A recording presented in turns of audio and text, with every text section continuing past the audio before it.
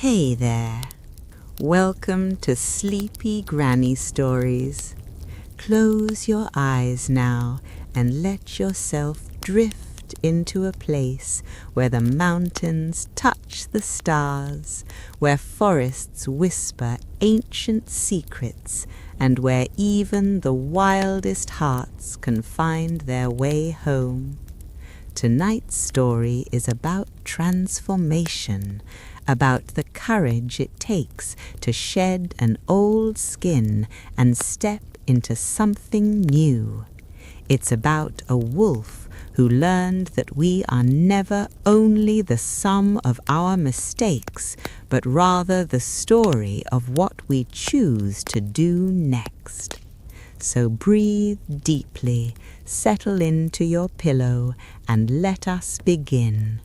There was once a wolf who lived in the high valleys, where the snow never fully melted, and the wind carried the scent of pine and possibility. His fur was the color of storm clouds, his eyes amber like captured sunlight, and his name was Kael. But no one called him that anymore. They called him Dangerous. It had happened 3 winters ago, on a night when hunger clawed at his belly and fear clouded his judgment. The village at the valley's edge had left their livestock unguarded, and Kael, young and reckless, had taken more than he needed, not for survival, but for the thrill of it, for the momentary feeling of power that came from taking what wasn't his. The villagers had chased him with torches and anger, their shouts echoing through the mountains. They had marked him not with wounds, but with a name that stuck to him like pine sap: Dangerous. The word followed him everywhere, whispered by the wind, reflected in the wary eyes of every creature he passed. And slowly, terribly, Kael had begun to believe it. When the world tells you who you are, it becomes easier to simply agree. Kael stopped trying to hunt with honor. He stopped visiting the meadows where the deer grazed peacefully, stopped drinking from the clear streams where others gathered. Instead, he claimed the darkest corners of the forest, the places where shadows grew thick and silence felt heavy. He growled at the smaller animals who crossed his path, not because he was hungry, but because that's what a dangerous wolf would do. He avoided the moonlit clearings where the wolves gathered to sing, because dangerous wolves don't need community. He took what he wanted when he wanted it, justifying each selfish act with the logic that he was already condemned. The label became a cage he carried with him, bars built from others' judgment and his own surrender. But cages, even invisible ones, grow heavy over time. One autumn evening, as golden leaves tumbled through the cooling air, Kael encountered a travelling fox near the river's edge. The fox was old, her russet fur streaked with silver, her movements deliberate and unhurried. She looked at Kael without fear, which unsettled him. Everyone feared him now.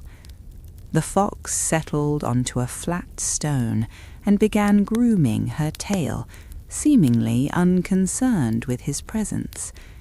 Kael waited for her to run, to call him by the name everyone used, but she simply sat there, the river singing its eternal song beside them. Finally, unable to bear the silence, Kael spoke, his voice rougher than he intended. The fox paused in her grooming and regarded him with eyes that held the wisdom of countless seasons. She asked him a simple question, one that no one had asked in years. What was his name? The question landed like a stone in still water, sending ripples through everything Kael thought he knew. He opened his mouth to answer, to say the name that had defined him, but something stopped him. That wasn't his name. That had never been his name. The fox's question haunted Kael through the lengthening nights. He would lie in his den, watching shadows dance across stone walls, and wonder who he might have been if that one mistake hadn't defined everything that followed. He wondered if it was possible to be anyone else, or if some errors carved themselves so deeply into your bones that they became permanent. As winter's first snow began to fall, dusting the world in clean white silence, something shifted inside him. A small voice, barely a whisper, suggested something radical. Perhaps he could leave.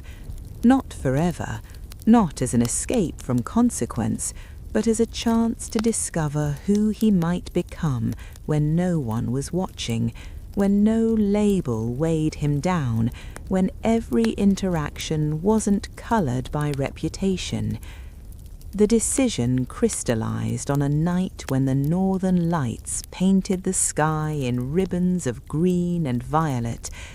Kael stood at the edge of his territory, looking out at the vast unknown beyond the familiar mountains. Fear and hope warred within him, two sides of the same courageous coin. Then he stepped forward.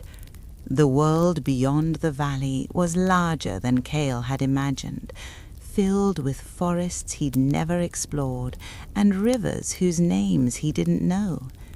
Here, no one whispered warnings when he approached. No one knew what he had done or who he had been. It was terrifying and liberating in equal measure. For the first few weeks, Kael moved cautiously, expecting his reputation to somehow follow him like a shadow. But gradually he began to understand a profound truth. He could choose who to be in each moment. He could act with kindness or cruelty, generosity or selfishness, and each choice was entirely his own. One day he came upon a rabbit caught in a hunter's snare, struggling frantically against wire that bit cruelly into soft fur. The old Kael might have looked away, or worse, taken advantage of the creature's helplessness. But this Kael knelt carefully and worked the snare loose with patient teeth and gentle paws, then watched the rabbit bound away into the safety of the underbrush. Something loosened in his chest, like a knot finally beginning to untangle. In a birch forest, where the trees grew tall and pale, Kael met a community of animals who shared their territory with generosity and clear boundaries. They had a way of living that felt foreign to him at first. They asked before taking. They shared news and resources.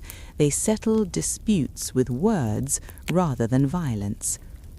They invited him to stay for a season, and he accepted. Living among them was like learning a new language. Kael discovered that strength didn't require intimidation, that power could be gentle, that being needed was different from being feared. He learned to hunt cooperatively, to celebrate others' successes, to contribute without always needing recognition. There was a young bear named Birch who became something like a friend. She taught him how to fish in the fast-moving streams, how to read the forest's subtle signs, how to laugh at his own mistakes. She never asked about his past, and he never told her, but somehow the unspoken trust between them felt more solid than any bond based on shared history. Winter passed into spring, and spring blossomed into summer. Kael's body grew leaner and stronger from the honest work of living in community. But more than that, something in his spirit began to heal, like a bone that had been broken and was finally setting properly. One twilight evening, Kael caught his reflection in a perfectly still pond. For a long moment he simply stared at the wolf looking back at him. The amber eyes were the same, the storm cloud fur unchanged. But something essential had shifted. The wolf in the water stood differently, carried himself with a quiet dignity that had nothing to do with dominance and everything to do with self-respect. He thought about the name that had followed him for so long, that heavy word that had shaped so many choices. Dangerous. It felt like a coat that no longer fit, something he'd outgrown without even noticing. The old fox's question returned to him, carried on the evening breeze.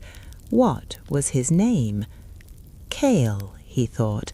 My name is Kael. It always was.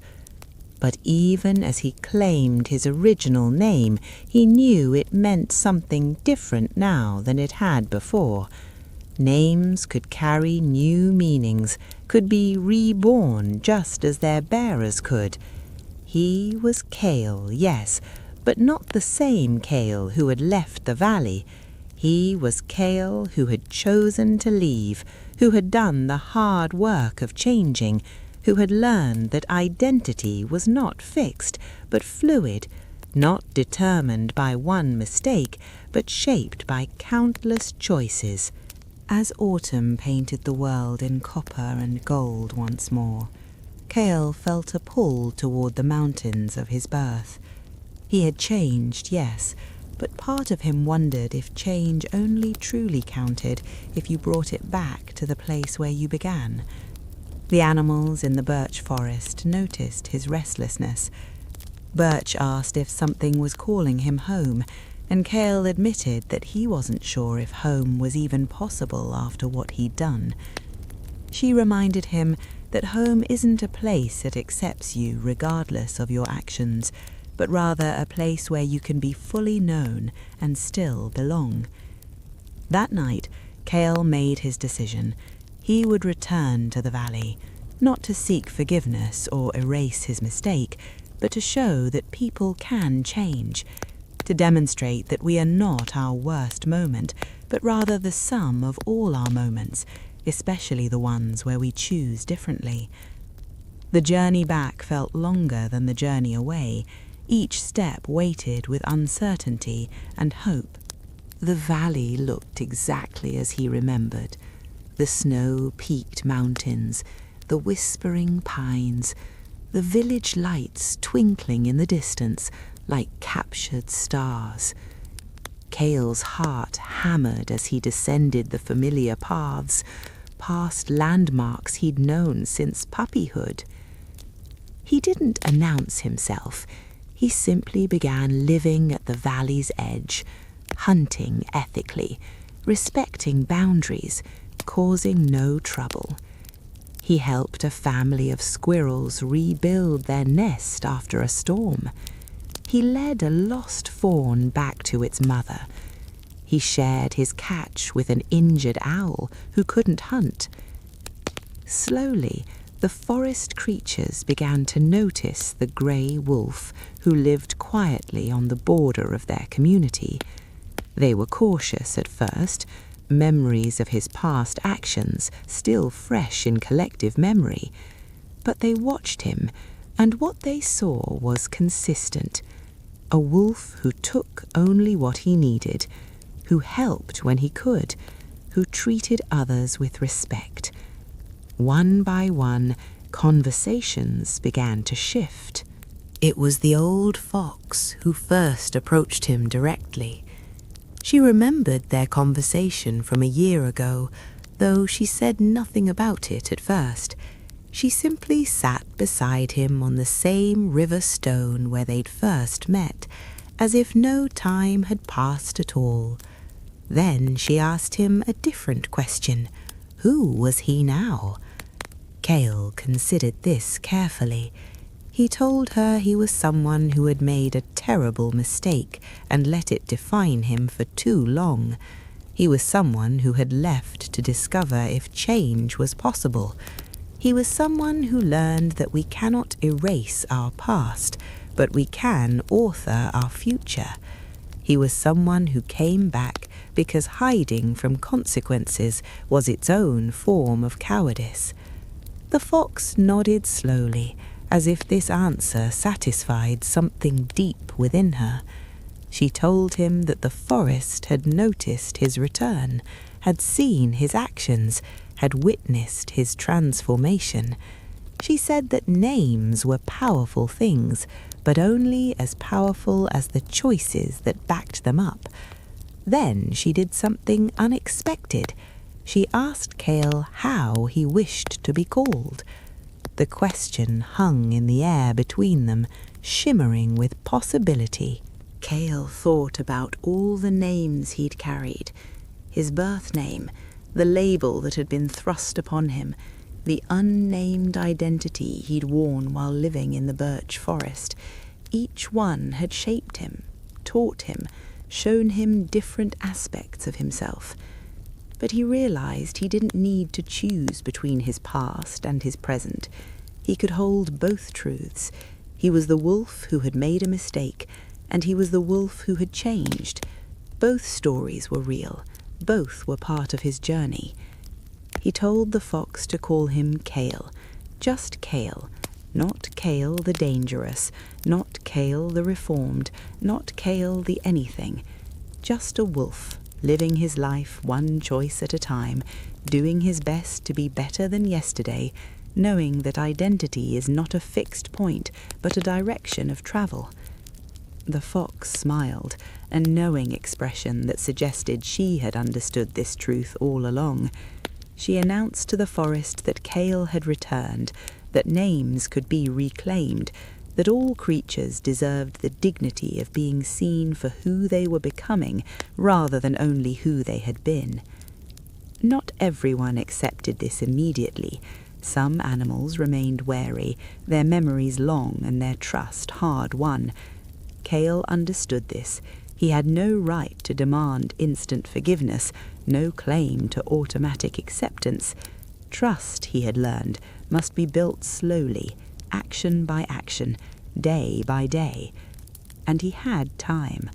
As winter returned to the valley, coating everything in pristine snow, Kael established a life that felt authentic in a way nothing had before.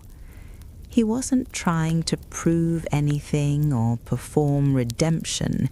He was simply living with intention, making choices aligned with the wolf he wanted to be. Sometimes in quiet moments, he thought about young wolves who might be making their own mistakes, who might be allowing single moments to define entire lives. He hoped they would learn sooner than he had that we are all works in progress, that character is built through repeated choices rather than declared through single actions. One evening, as northern lights danced across the sky in the same mystical patterns that had witnessed his departure, Kael stood on a ridge overlooking the valley, his home. He had left it as one wolf and returned as another, yet somehow remained himself throughout. The journey had taught him that change is not about becoming someone else, but about becoming more fully yourself. It had shown him that accountability and self-compassion can coexist, that we can acknowledge our mistakes while refusing to be imprisoned by them. Most importantly, He had learned that it's never too late to start again. Years later, when Kael was no longer the young wolf who had made that fateful mistake, but a mature wolf with silver threading through his storm-cloud fur, he would sometimes meet young animals struggling under the weight of their own labels. To them he would tell his story, not to excuse what he had done, but to demonstrate what becomes possible when we refuse to let our worst moments write our entire story. He would remind them that labels are powerful but temporary, that reputation is real but renewable, that we are never only our mistakes, but rather the sum of all our choices, especially the brave ones. And sometimes, late at night, when the world grew soft and still, Kael would remember the fox's question, "What is your name?" The answer, he had discovered, was never as simple as a single word.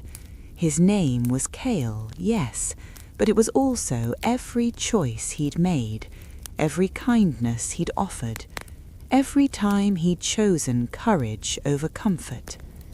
His name was the journey itself, the leaving and the returning, the falling and the rising.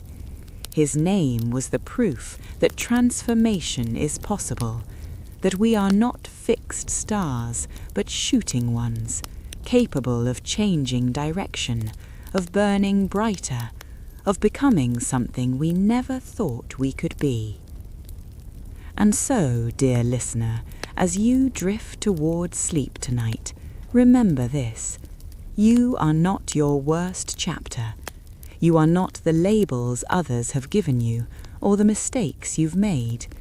You are the choices you make tomorrow, and the day after that, and the day after that. You are always capable of beginning again, of stepping out of old stories and into new ones, of reclaiming your name and rewriting its meaning. Sleep well and wake ready to write your next chapter.